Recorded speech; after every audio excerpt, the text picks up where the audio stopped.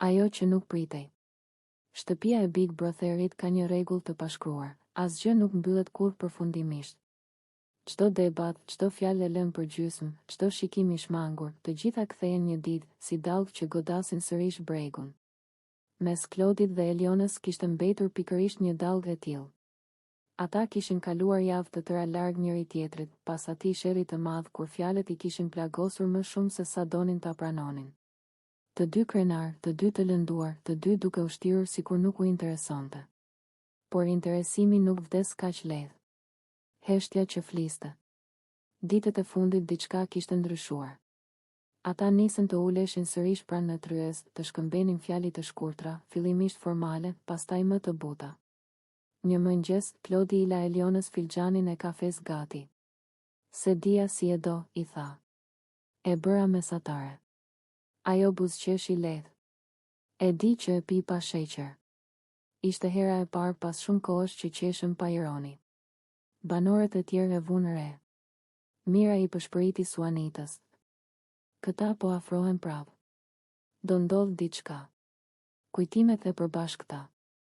Një pasdite, produksioni u dha sfidë të rregullonin albumin e kujtimeve të shtëpisë. Klodi dhe Eliona u gjendën përballë fotografive të ditëve të para, kur qeshnin bashkë, kur vallëzonin, kur bënin shaka që vetëm ata I kuptonin. Sa budallënj kemi qenë, tha Klodi. Jo budallënj, ja ktheu ajo, thjesht të vërtetë. Në sytë e tyre u duk një mall I fshehur. Biseda e natës. Mbrëmjen tjetër, teksa të tjerët po përgatiteshin për gjumë, ata mbetën në obor. Dritat e buta, cigaret që digjeshin ngadalë, zhurma e largët e qytetit jashtë mureve. Klodi theu heshtjen. E di që të kam lënduar. Eliona nuk e pa drejt. Edhe unë ty. Po më mungon mënyra si flisnim dikur, vazhdoi ai. Ajo buzëqeshi me trishtim. Më mungon edhe mua. Fjalit ishin të thjeshta, por mes tyre kishte një det emocionesh. Xhelozit e padukshme. Në ditët që pasuan, afrimi I tyre u bë më I dukshëm. Kur Klodi fliste me vajza të tjera. Eliona bëhej e heshtur. Kur asaj I afrohej dikush, ai ndryshonte humor. Toni e ngacmoi Klodin. Mos je prap në telashe me zemrën? Ai nuk u përgjigj. Momenti para stuhis. Ishte mbrëmje me muzikë. Banorët po kërcenin në sallon. Klodi I ftoi Elionën në një vallëzim të ngadalë. Ajo hezitoi një sekond, pastaj pranoi. Duart e tyre u vendosën si dikur, trupat u afruan pas forcim. Përreth kishte zhurmë, por ata dëgjonin vetëm frymëmarrjen e njëri tjetrit. Ke ndryshuar, I tha ai. Edhe ti, u përgjigj ajo. Ajo që nuk pritej. Kur muzika mbaroi, nuk u larguan. Qëndruan ballë për ballë, shumë afër. Klodi I preku lehtë dorën. Kam frikë me ta thënë çfarë po mendoj. Mos e thuaj, përshpëriti Eliona. Bëje. Dhe atëherë ndodhi, puthja erdhi ngadalë, si diçka e pritur prej kohësh. Jo për kamera, jo për lojë, por për dy njerëz që nuk I iknin dot asaj që ndjenin. Shtëpia shpërtheu në britma habie. Disa duar trokitën, disa mbetën pa fjalë. Pas puthjes. Eliona u tërhoq e të. Dashuria shuhet në heshtje. Ishte një nga ato mbrëmje kur shtëpia dukej më e madhe se zakonisht. Dritat ishin zbehur, banorët rrinin të shpërndarë në përqoshe, secili I humbur në mendimet e veta. Produksioni vendosi muzikë në sfond dhe papritur u dëgjua kënga Dashuria shuhet në heshtje. Zëri I butë I këngës u përhap nëpër sallon si mjegull. Askush nuk foli. Disa ulën kokën, disa mbyllën sytë. Për Benitën ajo melodi nuk ishte thjesht këngë, ishte kujtim. Ajo po rrinte në divan me një filxhan çaji në dorë. Në vargjet e para buzët filluan t'i dridheshin. Në refren lotët I rëshitën pa e pyetur. Lotët që s'mbaheshin dot. Benita u përpoq t'i fshite, ktheu fytyrën nga dritarja, por kamerat nuk gënjeheshin. Supet I lëviznin lehtë nga të qarat e heshtura. Ajo këngë I kishte hapur një derë të vjetër brenda shpirtit. Mos qaj, I tha Mira me zë të ulët. Por Benita vetëm tundi kokën. Ka gjëra që nuk ndalen, përshpëriti. Alba e pa nga larg. E njohu atë lloj dhimbjeje, jo spektakël, por plagë e vërtetë. Afrimi i Albës. Alba u ngrit ngadalë dhe u ul pranë saj pa bërë zhurmë. Nuk i tha asgjë në fillim, vetëm i vuri dorën mbi shpinë. Ndonjëherë ngushëllimi nuk ka nevojë për fjali. Benita shpërtheu më fort. Po më mbyt kjo këngë, tha mes lotësh.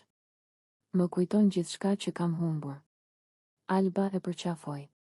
Fatin tënd, Benita, s'ta merr kush, i tha me zë të butë. As kujtimet, as dhimbjet, as gabimet.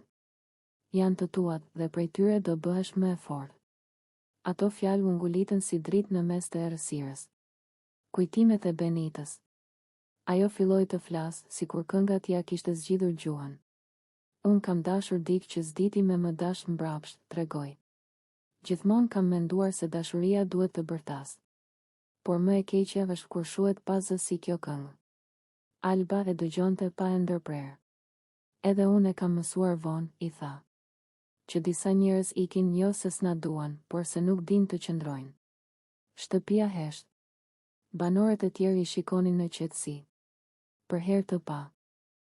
Nuk kishte thashe theme, as batuta. Vetëm dy gra që po ndanin një të vërtet njerëzore para gjithë vendit. Toni uli zërin e televizorit. Arbeni u largua pa bërë zhurmë. Ajo sken nuk ishte lojë. Biseda e natës. Kur kënga mbaroi, Alba dhe Benita dolën në obor. Ajo i freskët i natës u aletësoi frymëmarrjen. Ti je më e fortë se ç'e mendon, i tha Alba. E di pse? Sepse ende di të qash. Kush qanë, ende di të doj. Benita buzëqeshi mes lotësh. Kam frikë se njerëzit do më shohin si të dobët. Jo, ja ktheu Alba, dobësi është të shtiresh. Rrëfimi para kamerave. Më vonë, në dhomën e rrëfimit, Benita foli. Këtu brenda harrojmë se jemi njerëz. Sot e kujtova. Ajo këngë më çoi te vetja që kam lënë jashtë. Alba nga ana tjetër tha. Nuk dua të fitoj vetëm lojën. Dua të fitoj njerëzit. Sonte e pash Benitën si motër. Lidhja mes dy grave. Pas asaj nate diçka ndryshoi mes tyre. Ato filluan të pinin kafen bashk, të flisnin për gjëra të vogla, për fëmijërinë, për nënat. Fjalët që e tronditën shtëpinë. Ishte pasdite dhe shtëpia po zjente nga debatet e zakonshme. Tema e limit ishte kthyer sërish në tryez. Labinoti po fliste me disa banor për marrëdhënien që kishte pasur me të jashtë, duke lënë të nënkuptohen gjëra që Albës ju dukën të pista. Ajo po dëgjonte nga kuzhina, me duart e mbledhura grusht.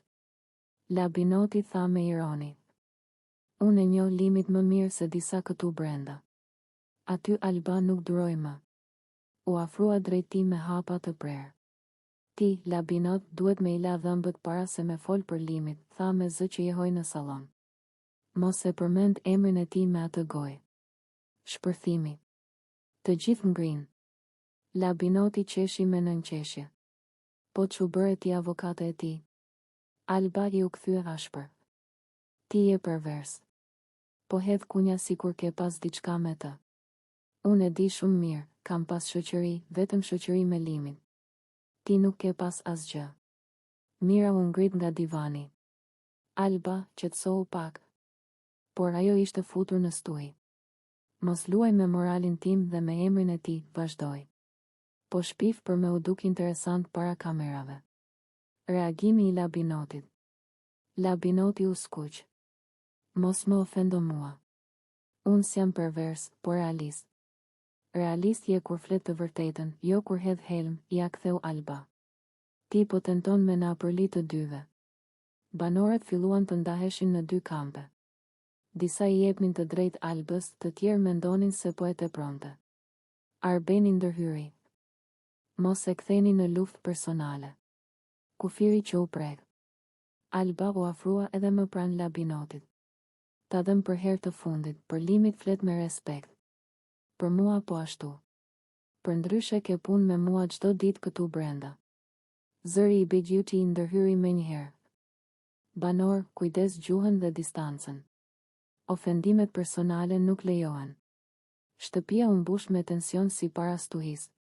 Në dhomën e rrëfimit. Alba hyri e para, ende e nxehur. Nuk lejoj askënd me e përdor emrin e Limit për fantazit dhe veta të sëmura. Ai po mundohet me më ullë si grua. Këtë se pranoj. Lotët i dolën pa dashje.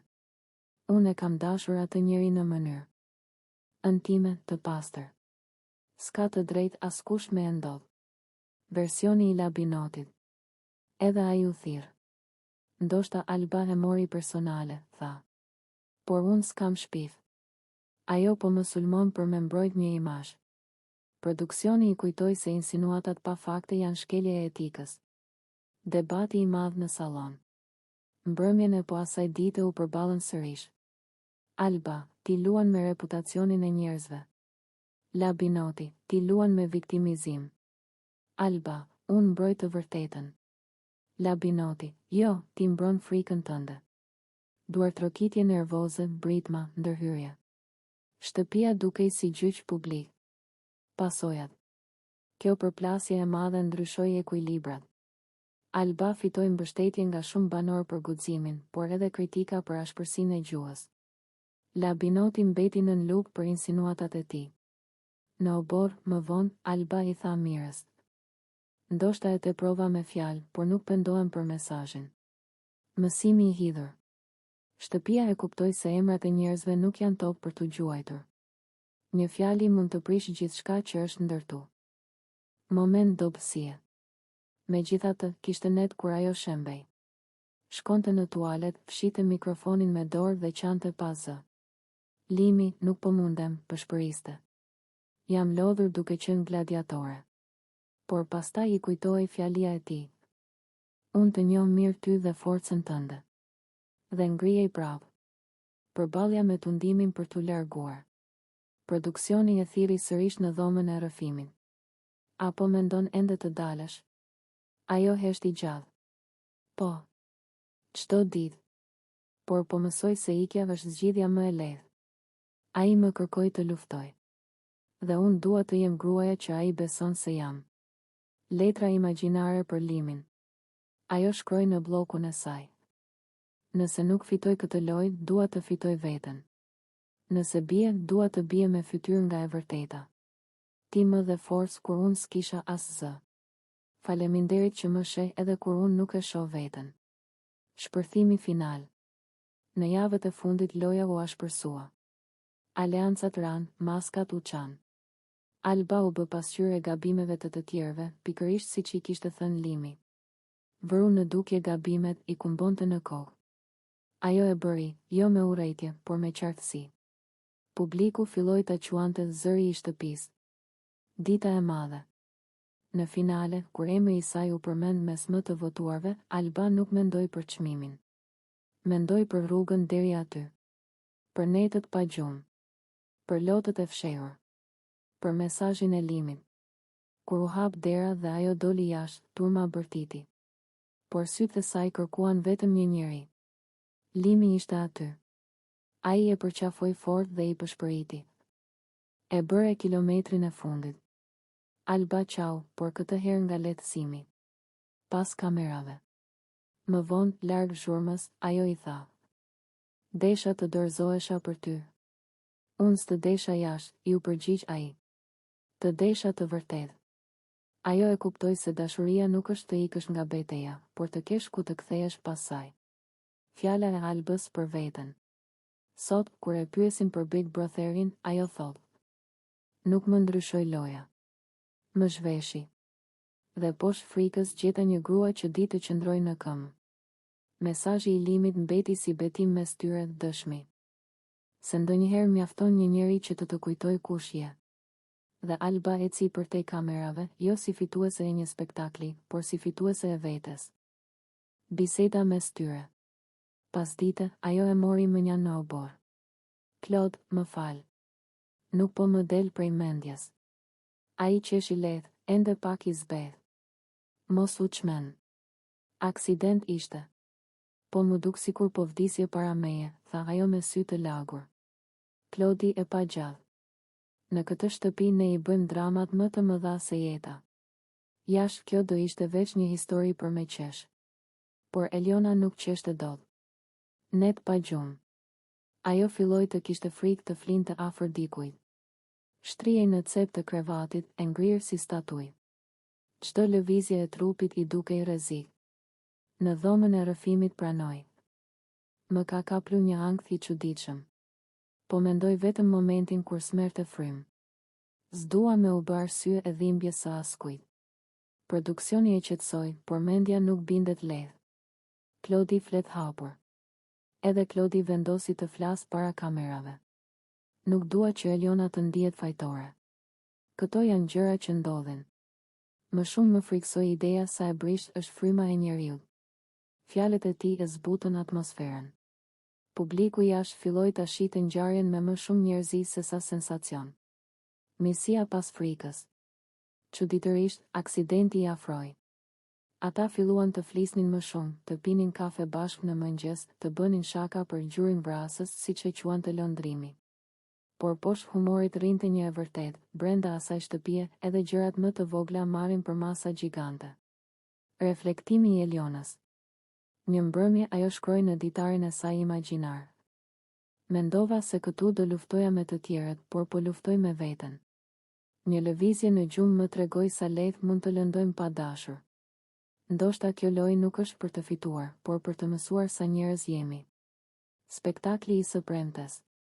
Moderatorja e riktheu temën live. Eliona, si e përjetove? Ajo mori frym thellë. E kuptova sa e rrezikshme është të harrojmë se përballë kemi njerëz, jo personazhe. Unë u tremba më shumë se Klodi. Klodi ja kapi dorën. Jemi mirë, tha. Edhe gjuri, edhe unë. Publiku qeshi, tensioni u shkri.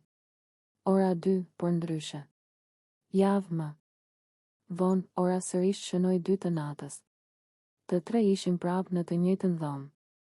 Por tani para se të flinin, Eliona tha me humor. Kush më afrohet, mban përgjegjësi personale. Lëndrimi qeshi. Vendosim tabela, zonë e rrezikshme. Klodi mbylli sytë i qetë. Frika ishte kthyer në kujtim, kujtimi në mësim. Çfarë mbeti nga ajo natë? Ngjarja u harrua nga titujt, por jo nga ata të tre. Ajo ua kujtoi se pas lojës, pas strategjive, pas famës, mbetet vetëm trupi i njeriut, i brisht dhe i vërtet. Dhe se ndonjëherë një aksident i vogël të mëson më shumë për jetën se çdo spektakël madhështor.